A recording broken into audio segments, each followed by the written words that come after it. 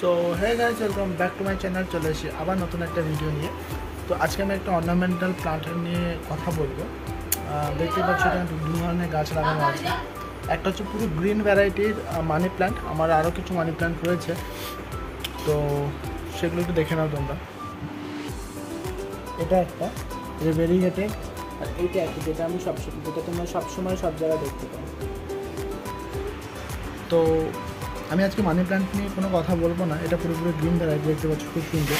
যদিও এটা আমার বাগানে ছিল না, হঠাৎ করে একদিন আমি জানি না কেন কোথায় আমার একটা বড় টবের মধ্যে এই গাছটা বেরিয়েছিল, তো সেটাকে আমি আলাদা করে রাখি।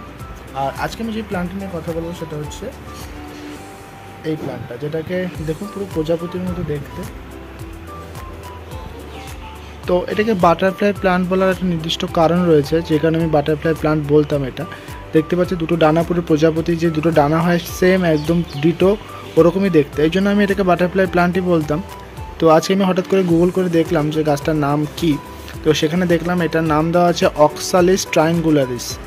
তো নামটা অনেক ডিফিকাল্ট, তো আমি এই জন্য এটার বাটারফ্লাই প্ল্যান্টই ঠিক আছে।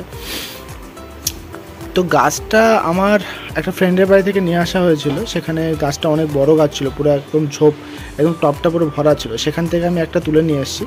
তো যখন তুলে নিয়ে এসেছিলাম তখন ওর শিকড় সেভাবে ছিল না, তারপরেও গাছটা হয়ে গেছিলো।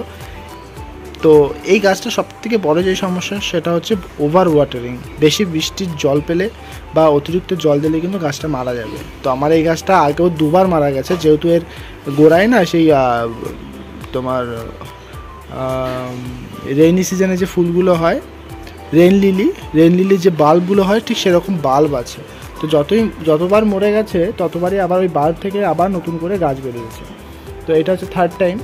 তো এবার অত্যন্ত যত্নে রেখেছি, এবার জানলায় রেখেছি, বুঝতেই পারছো যে বৃষ্টির জলটা আই থিঙ্ক খুব একটা প্রবলেম করতে পারবে না। তো বৃষ্টির জলটা মিনিমাম, মানে অতিরিক্ত সবসময় যদি ময়েস্ট থাকে গাছের পক্ষে খুবই ক্ষতিকারক। দেখে বুঝতে পারছো খুব নরম স্বভাবের একটা গাছ এটা। আর অতিরিক্ত রোদের পছন্দ নয়, এমন জায়গায় রাখতে হবে যেখানে ইনডিরেক্ট সানলাইট আসবে। আর যেহেতু বললাম এটা মানে ওভার ওয়াটারিং খুব একটা পছন্দ করে না, ইনফ্যাক্ট কোনো গাছই পছন্দ করে না। তো সেক্ষেত্রে দেখতে গেলে মাটিটা কিন্তু খুব সুন্দর ওয়েল ড্রেনেজ সিস্টেম থাকতে হবে। নিচে দিকে তো ড্রেনেজ সিস্টেম থাকেই, সব টবেই থাকে, এটাতেও আছে। আর মাটিটা এমন বানাতে হবে যাতে ড্রেনেজ সিস্টেমটা খুব ভালো থাকে, সেদিকে অবশ্যই খেয়াল রাখতে হবে। আর ফার্টিলাইজার বলতে এর সেরকম কোনো ফার্টিলাইজারের প্রয়োজন নেই। তোমরা চাইলে এটাতে মাঝে মাঝে শস্যের খোল, পচা জলটা দিতে পারো বা গোবর সার, কিন্তু খুব সামান্য পরিমাণে দেবে, বেশি মানে দেখতেই পাচ্ছ, গাছটাকে দেখে বুঝতেই পারছো। আপাতত তো এটা ছোটো, এটাতে কোনো ফার্টিলাইজার আমি দেবোই না। যখন গাছটা আরও বড় হয়ে যাবে, আরও বড় টবে এটাকে আমি শিফট করব, তখন এই ফার্টিলাইজার নিয়ে আমি কিছু ভেবে দেখব। তো গাছটা অপূর্ব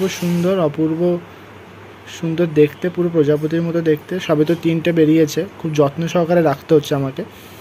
তো যখন এটা আরও পাতা বেরোতে শুরু করবে, পুরো টবটা ভরে যাবে, তখন কিন্তু এটা দেখতে আরও সুন্দর লাগবে। তো বন্ধুরা, আজকে ভিডিওটা এতটুকুই। ভিডিওটা যদি ভালো লাগে তাহলে অবশ্যই একটা লাইক করবেন, চ্যানেলে নতুন হলে সাবস্ক্রাইব করবেন, আর কোনো সাজেশন দিতে হলে অবশ্যই কমেন্টে জানাবেন। দেখা হচ্ছে নতুন ভিডিওতে। Bye, take care.